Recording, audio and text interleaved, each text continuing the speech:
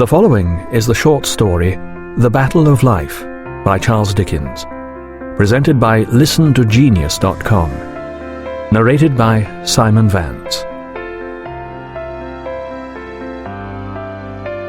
Once upon a time, it matters little when, and in a stalwart England, it matters little where, a fierce battle was fought. It was fought upon a long summer day when the waving grass was green. Many a wild flower formed by the almighty hand to be a perfumed goblet for the dew felt its enamelled cup filled high with blood that day, and shrinking dropped. Many an insect, deriving its delicate colour from harmless leaves and herbs, was stained anew that day by dying men, and marked its frightened way with an unnatural track. The painted butterfly took blood into the air upon the edges of its wings. The stream ran red. The trodden ground became a quagmire, whence, from sullen pools collected in the prints of human feet and horses' hooves, the one prevailing hue still lowered and glimmered at the sun. Heaven keep us from a knowledge of the sights the moon beheld upon that field, when, coming up above the black line of distant, rising ground, softened and blurred at the edge by trees, she rose into the sky and looked upon the plain, strewn with upturned faces that at once at mothers' breasts sought mothers' eyes, or slumbered happily.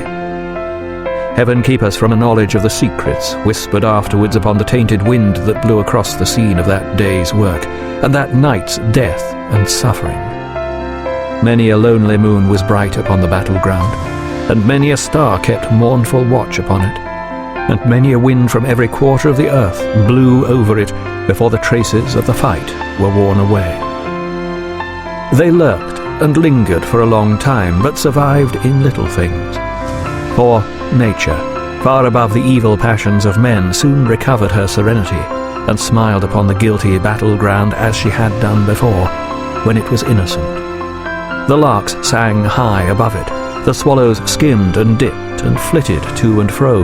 The shadows of the flying clouds pursued each other swiftly over grass and corn and turnip field and wood, and over roof and church spire in the nestling town among the trees, away into the bright distance on the borders of the sky and earth, where the red sunsets faded. Crops were sown and grew up and were gathered in. The stream that had been crimsoned turned a watermill. Men whistled at the plough. Gleaners and haymakers were seen in quiet groups at work. Sheep and oxen pastured. Boys whooped and called in fields to scare away the birds. Smoke rose from cottage chimneys. Sabbath bells rang peacefully. Old people lived and died. The timid creatures of the field, the simple flowers of the bush and garden, grew and withered in their destined times.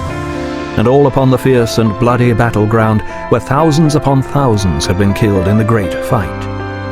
But there were deep green patches in the growing corn at first that people looked at awfully. Year after year they reappeared, and it was known that underneath those fertile spots, heaps of men and horses lay buried indiscriminately, enriching the ground.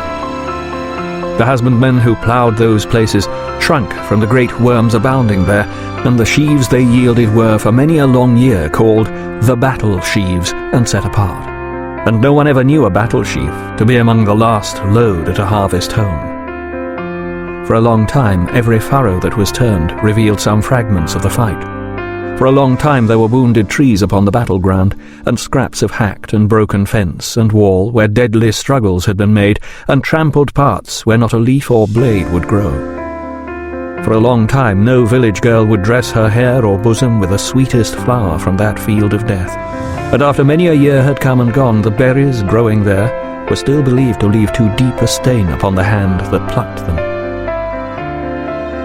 The seasons, in their course, however, though they passed as lightly as the summer clouds themselves, obliterated in the lapse of time even these remains of the old conflict, and wore away such legendary traces of it as the neighbouring people carried in their minds, until they dwindled into old wives' tales, dimly remembered round the winter fire, and waning every year. Where the wild flowers and berries had so long remained upon the stem untouched, gardens arose, and houses were built, and children played at battles on the turf. The wounded trees had long ago made Christmas logs, and blazed and roared away. The deep green patches were no greener now than the memory of those who lay in dust below.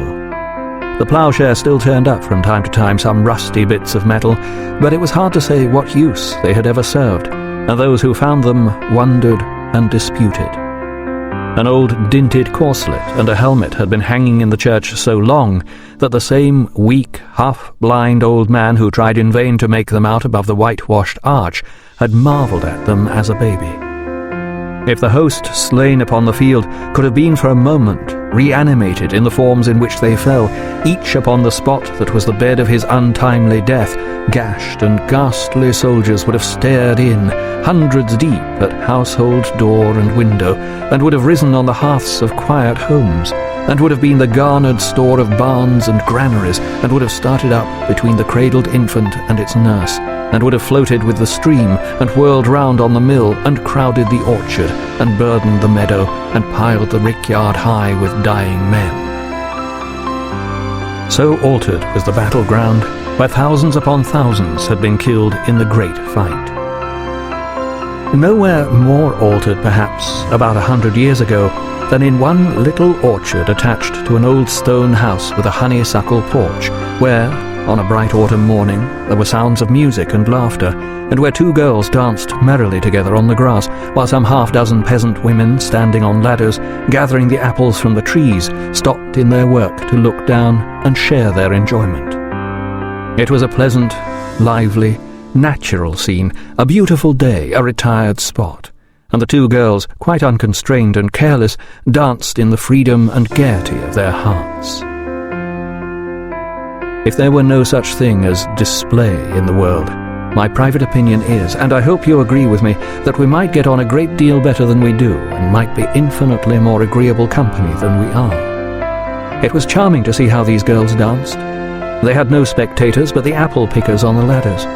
They were very glad to please them, but they danced to please themselves, or at least you would have supposed so, and you could no more help admiring than they could help dancing. How they did dance. Not like opera dancers, not at all, and not like Madame Anybody's finished pupils, not the least. It was not quadrille dancing, nor minuet dancing, nor even country dance dancing. It was neither in the old style, nor the new style, nor the French style, nor the English style, though it may have been, by accident, a trifle in the Spanish style, which is a free and joyous one, I am told, deriving a delightful air of offhand inspiration from the chirping little castanets. As they danced among the orchard trees, and down the groves of stems, and back again, and twirled each other lightly round and round, the influence of their airy motion seemed to spread and spread in the sun-lighted scene like an expanding circle in the water. Their streaming hair and fluttering skirts, the elastic grass beneath their feet, the boughs that rustled in the morning air, the flashing leaves, the speckled shadows on the soft green ground, the balmy wind that swept along the landscape, glad to turn the distant windmill cheerily, everything between the two girls and the man and team at plough upon the ridge of land, where they showed against the sky as if they were the last things in the world, seemed dancing too. This is Simon Vance for ListenToGenius.com. Thank you for listening. This audio program is copyrighted by Redwood Audiobooks. Permission is granted to download for personal use only, not for distribution or commercial use.